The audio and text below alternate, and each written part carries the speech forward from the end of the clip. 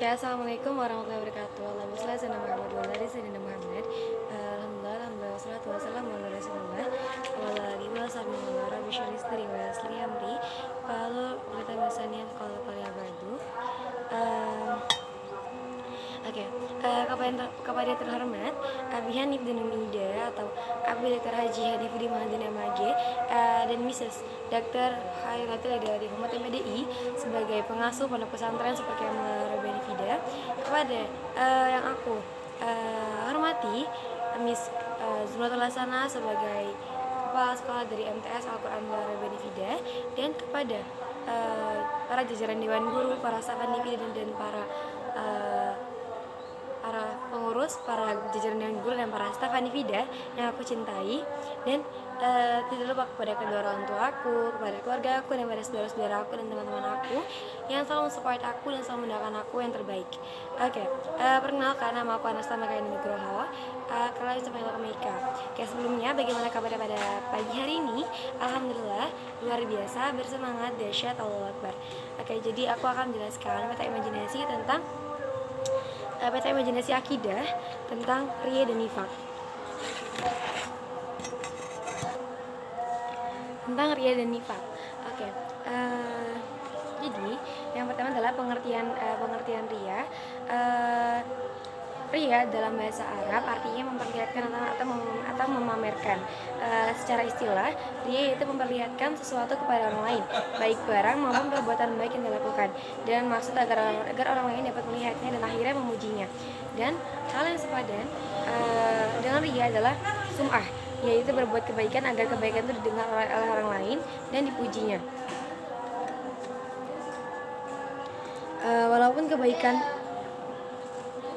Walaupun kebaikan itu berupa amal ibadah kepada Allah Subhanahu wa taala. Orang yang sum'ah dengan perbuatan baiknya berarti ingin mendengar pujian orang lain terhadap kebaikan yang ia lakukan. Dengan adanya pujian tersebut akhirnya masyhurlah nama baiknya di lingkungan masyarakat. Yang kedua adalah macam-macam riya dan riya ada dua, yaitu yang pertama riya jali.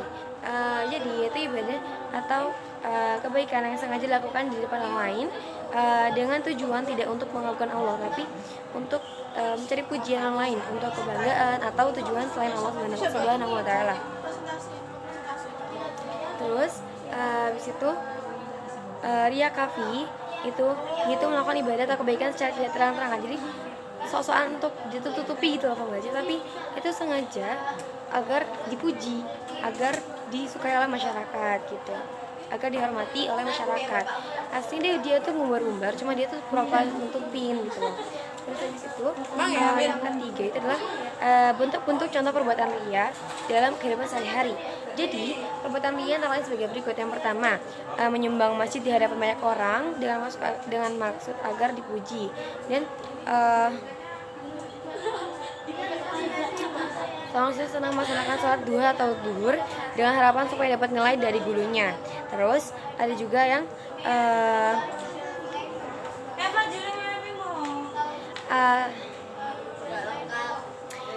ada seorang yang membantu pesantren di kampungnya dan supaya panitianya dan mengumpulkan dana dari hasil sumbangannya dengan maksud agar jamaah menilai dirinya ahli menyumbang. Yang keempat adalah ada sifat negatifnya riya. Dia telah menghapus pahala amal baik, dapat mendapat dosa besar, dan tidak selamat dari bahaya kekafiran karena riya sangat dekat hubungannya dengan sikap kafir. Perilaku menghindari riya, yaitu melatih diri untuk beramal secara ikhlas, berusaha menyembunyikan dan merahasiakan ibadah dari orang lain, dan ridho terhadap semua amal untuk Allah SWT semata cukup. Allah SWT sajalah yang mengetahui dan memuji amal ibadahnya. Dan yang kedua itu adalah nifak. Nifak itu artinya atau pengertian nifak adalah secara bahasa nifak berasal dari kata nafiko yang artinya salah satu lubang tempat keluarnya yarbu, hewan sejenis tikus yang dari sarangnya. Nifak juga berasal dari kata nafak, yaitu lubang tempat bersembunyi. Nifak juga berarti bermuka dua, pura-pura pada agamanya, lubang tikusnya di padang pasir yang susah ditebak tembusannya. Menurut istilah nifak yaitu sikap yang tidak menentu, tidak sesuai dengan mulut atau ucapan dengan perbuatannya. Perilaku seperti ini pada hakikatnya adalah ketidaksesuaian antara keyakinan, perkataan, dan perbuatan. Atau dengan kata lain, tindakan yang selalu dilakukan adalah kebohongan, baik terhadap hati nuraninya, terhadap Allah SWT maupun sesama manusia. Orang yang melakukan perbuatan nifak disebut munafik.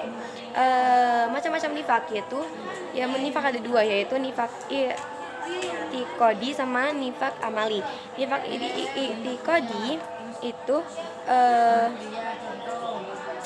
menyatakan dirinya beriman kepada Allah SWT, padahal dalam hatinya tidak ada keimanan sama sekali.